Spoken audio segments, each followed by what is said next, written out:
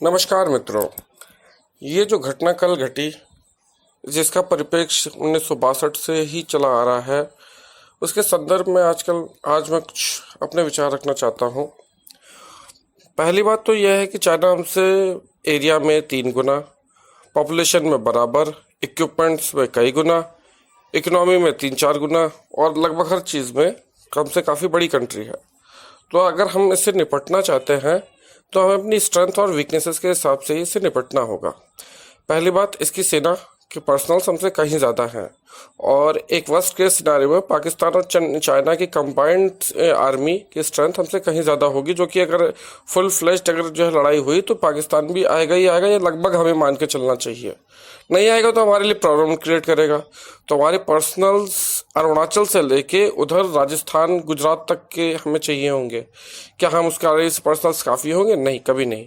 तो इसके लिए से पहले हमें अपने पर्सनल्स लगभग बराबर करने चाहिए। उसके लिए हम इजराइल की पॉलिसी अपना सकते हैं, 3 साल की जो मिलिट्री सर्विसेज होती है कंपलसरी, लेकिन उसमें करने में 3 साल लग जाएंगे। तो हम तुरंत क्या कर सकते हैं? तुरंत हम बेसिक 30 डेज की आर्मी की ट्रेनिंग दी जा सकती है। इतना जो हम इस समय जो है क्या रिलीफ पैकेज में पैसा दे रहे हैं, और जितने लोग इस समय मजदूर या जो भी एक युवा शक्ति है जो कि अनएम्प्लॉयड है, तो उसको रोजगार भी मिलेगा। बेसिक दे उनको ट्रेनिंग, और इस एंगेजमेंट के बाद भी अगर होता है तो उनको जो मिलिट्री में, पैरामिलिट्री में, पुलिस में अगर ज़रूरत है तो उनको एम्प्लॉय रखें। ऐसा नहीं कि उसके बाद उनको छोड़ दें। तो इससे हमारे पर्सनल तो एटलीस्ट बराबर हो जाएंगे, क्योंकि हमारी पॉपुलेशन बराबर है।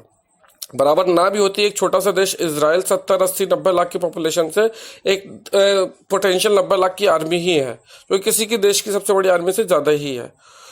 दूसरी बात, हमें चाइना से कई लेवल्स पे फ्रंट खोलने पड़ेंगे, है ना। जहाँ पे हमारी सीमा यहाँ से लेकर अरुणाचल तक, जम्मू कश्मीर से लेकर अरुणाचल तक है, तो जहाँ पे हम स्ट्रांग हैं वहाँ पे हम चाइनीज़ की तरह ही इंग्रेशन कर सकते हैं, और जहाँ पे वीक है वहाँ पे हमें अपनी जो है स्थिति को और मजबूत करना होगा। तीसरी बात, इकोनॉमी बाय द पर्सन्स।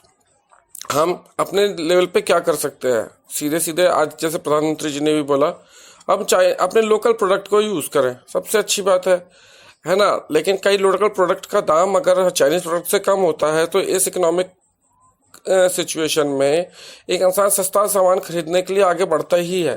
तो हमें क्या करना चाहिए? पहली बात, हमें ये करना चाहिए कि लोकल लेवल पे सामान सस्ता करने की कोशिश करनी चाहिए।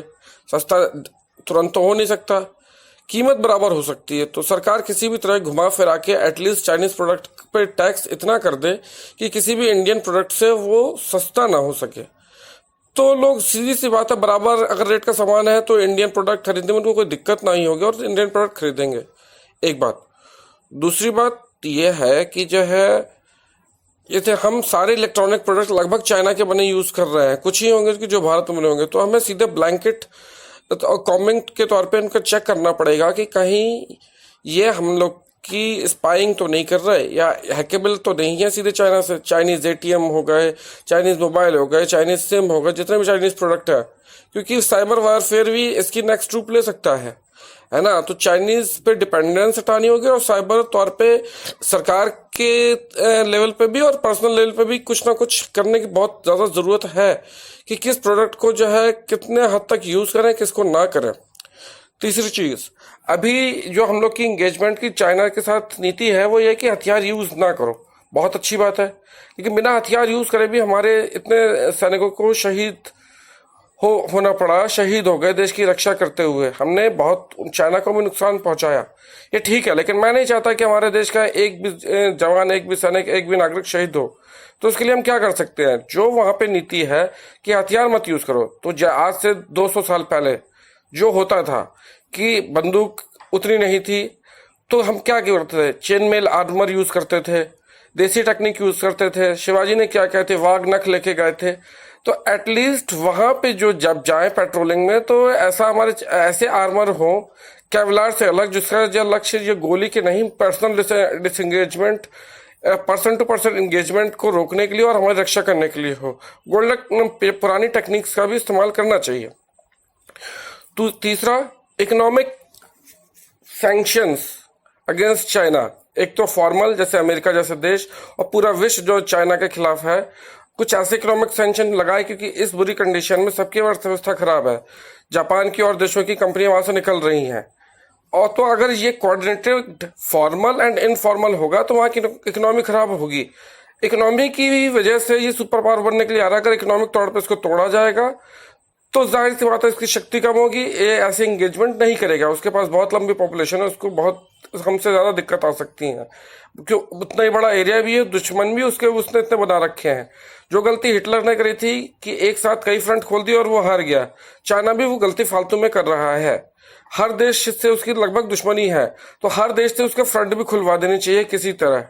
दुश्मनी है तो उन देशों से भी फ्रंट खुले। अगर एक साथ कई फ्रंट खुल सकते हैं तो चाइना हारेगा। ऐसा कुछ नहीं है कि जो कोई देश अभेद्य होता है, अजय होता है। इकोनॉमिक तौर पर उसको तोड़ डालो, कंपनी वहां से निकल गए, इंडिया ने यहाँ से लॉस किया, क्योंकि ट्रेड जो है वो हमारे लिए लॉस का, डेफिसिट का है, उनके फेवर में है। और अगर ये हर विश्व की शक्ति जो कि चाइना के अगेंस्ट में है करेगी तो ये देश हारेगा, सीधी सी बात है। एक चीज और है, रशिया जो हमारा पुराना साथी था, अभी G7 में जब ट्रंप ने इंडिया को आमंत्रित किया तो उसने बोला कि चाइना का G7 में ना होना G7 की महत्ता को कम करता है, क्योंकि सेकंड नंबर की इकोनॉमी है। तो हमें यह ध्यान में रखना चाहिए कि रशिया भी हर हाल में हमारे सपोर्ट में रहे, और ऐसा ना हो सके तो एटलीस्ट साइलेंट रहे, न्यूट्रल रहे।